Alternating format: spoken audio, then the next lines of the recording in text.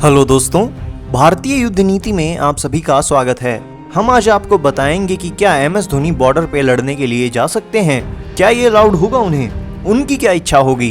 MS Dhoni parachute regiment की territorial army में 106 battalion में लेफ्टिनेंट कर्नल की रैंक होल्ड करते हैं। ये पोजीशन उन्हें एक ऑनर के तौर पे 2011 में वर्ल्ड कप जीतने के बाद दी गई थी और स्पोर्ट्समैन जैसे सचिन तेंदुलकर और अभिनव बिंद्रा भी ऐसे ऑनरी रैंक्स होल्ड करते हैं। 2019 वर्ल्ड कप के बाद धोनी ने श्रीनगर में अपनी बटालियन के साथ 15 दिन तक ट्रेनिंग की। वो अपना वेस्ट इंडीज दौरा छोड़ के ये ट्रेनिंग करने के लिए गए। लेफ्टिनेंट कर्नल की रैंक एक आम भारतीय को 13 साल के टर्म के बाद एक एग्जाम क्लियर करने के बाद दी जाती है, मगर ऑनरी रैंक्स रिटायर्ड सोल्जर्स जिन्होंने एग्जाम्पलरी परफॉर्मेंस दिया हो या उन सिटीजन्स को दी जाती है जिनका देश के लिए किसी और एरिया में कंट्रीब्यूशन हो।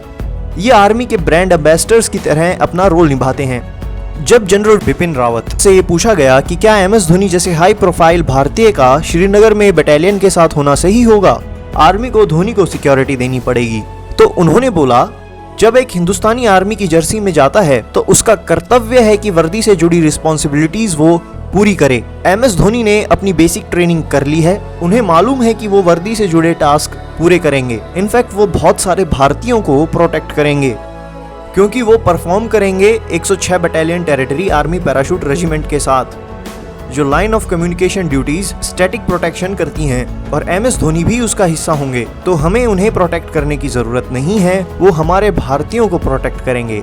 वो बटालियन के साथ और ऑफिसर्स की तरह ही अपनी ड्यूटीज निभाएंगे। 2015 में एमएस धोनी ने आगरा में ट्रेनिंग की थी। वो एक पैराट्रूपर बन गए जब उन्होंने 5 जंप्स अलग अलग ऊंचाई से एयरफोर्स एयरक्राफ्ट से लगाए। पैराशूट रेजिमेंट एयरबॉर्न और स्पेशल फोर्सेस का हिस्सा हैं। ये समझ लीजिए इन्हें स्पेशल ऑपरेशंस के लिए एरोप्लेन से ड्रॉप कर दिया जाता है कहीं भी।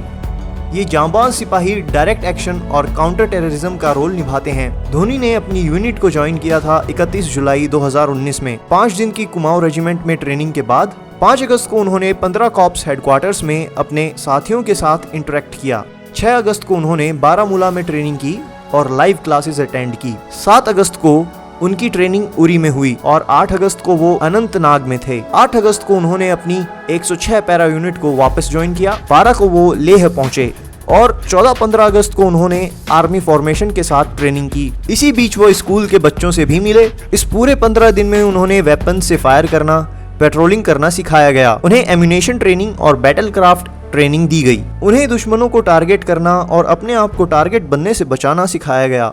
आर्मी का उन्होंने खूब हौसला बढ़ाया।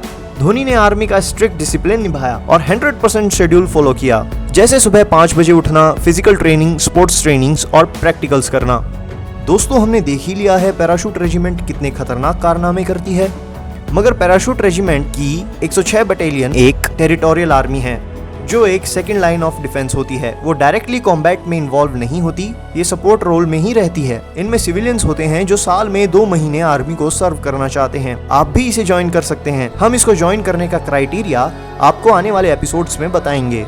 एमएस धोनी का देश प्रेम और अपनी बटालियन का सपोर्ट हमने 2019 के वर्ल्ड कप में देखा था। 2019 के वर्ल्ड कप में साउथ अफ्रीका के साथ हुए पहले मैच में धोनी ने अपनी पैराशूट रेजिमेंट के बलिदान बैच को अपने ग्लव्स पे रिस्पेक्ट के तौर पर पहना था। आईसीसी ने ऐसा करने से मना कर दिया था और उनको वो सिंबल हटाना पड़ा। जब वर्ल्ड कप खत्म हुआ तो धोनी की रिटायरमेंट की अफवाह फैलने लगी। तब धोनी के मैनेजर ने रिटायरमेंट के बाद धोनी के प्लान में कहा था कि वो आर्मी ज्वाइन कर सकते हैं। धोनी ने 2012 में भी बोला था कि रिटायरमेंट के बाद वो आर्मी में एक्टिव होना चाहेंगे। अब जानते हैं क्या असल वॉर टाइम में धोनी बॉर्डर पे जाके अपनी यूनिट के साथ लड़ेंगे।